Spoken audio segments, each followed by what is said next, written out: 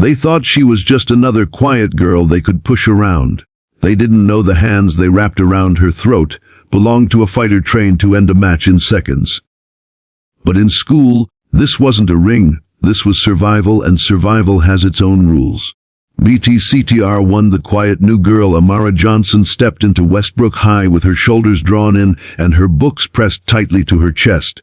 She had moved here just 2 weeks ago with her mom after her father's passing left them struggling to keep the rent. Her mom, Denise, had taken 2 jobs, one cleaning offices at night and another working at the diner during the day. Amara had promised herself she'd keep her head down, focus on grades, and make life easier for her mom. But high school had a way of sniffing out weakness, or at least what bullies thought was weakness. By the 3rd day, she had already noticed them, the group of 4 who owned the hallways. Brandon, tall, athletic, loud. Chelsea, Queen Bee with a cruel smile. Mason and Luke, the followers who laughed too loud at every insult. At first they just whispered when she passed. Then they started flicking her hair, accidentally, bumping into her, and calling her Library Mouse because she always had a book in her hands. She kept walking, ignoring them, because that's what her mom always told her. Don't start trouble, baby. We can't afford it. But trouble had a way of starting itself. One rainy Thursday, she was in the cafeteria, quietly eating her sandwich at the corner table when Brandon slammed his tray down next to her. "Hey, new girl," he said with a grin that didn't reach his eyes. Chelsea slid into the seat across from her, pretending to inspect Amara's clothes. "Where'd you get that jacket?" "A thrift store dumpster." The table erupted in laughter. Amara felt her face burn, but she didn't respond. She picked up her book and started to read. Mason snatched the book out of her hands. "Oh look, she's reading about dragons. You think you're some kind of warrior princess." When she reached for it, Mason held it above her head. Brandon leaned in and whispered, "Bet you've never even been in a fight. You'd cry if someone touched you." Her fists clenched under the table. He had no idea. No one here knew that before her dad passed, he'd been a professional MMA trainer. No one knew she'd been training since she was 6. Her weekends spent practicing jiu-jitsu, Muay Thai, and wrestling until her body ached. No one knew she had fought in youth tournaments and won. She kept it hidden because fighting here wasn't like fighting in the gym. Here, one mistake could ruin your future. But the bullies didn't back off. The next week in the science lab, Brandon cornered her. Chelsea and the others blocked the door. He grabbed the collar of her shirt. "Look at me when I'm talking to you."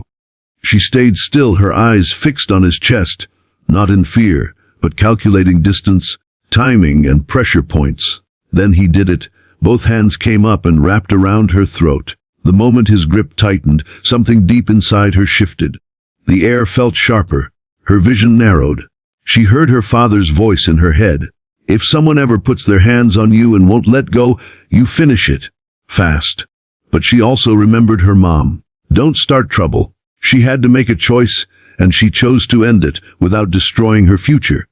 With one swift motion, she trapped his wrist, stepped to the side, and twisted his arm in a way that made him release instantly.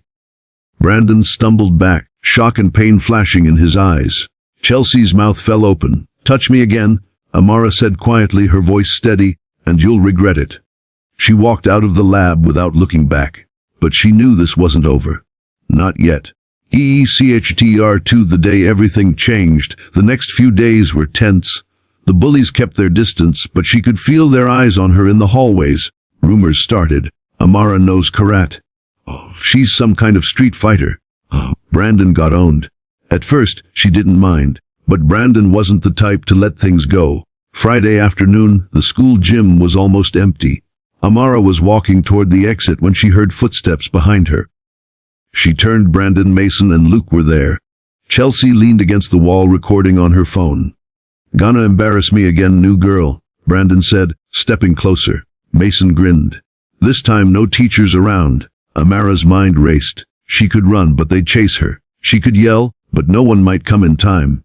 Or she could finish this. Brandon lunged first, trying to grab her again. This time she didn't hesitate. She sidestepped, hooked her arm around his neck, and swept his leg in one move. He hit the mat with a thud. Mason came at her next. She pivoted, delivering a clean front kick to his chest that sent him stumbling back. Luke froze, hands up, muttering, "Yo, I'm good." I'm good. Chelsea lowered her phone. Stunned. Delete it, Amara said, walking toward her. Chelsea's hands shook as she deleted the recording. The room was silent except for Brandon groaning on the floor. Amara knelt down beside him. This isn't about fighting. This is about knowing when to stop. Learn that before you hurt the wrong person.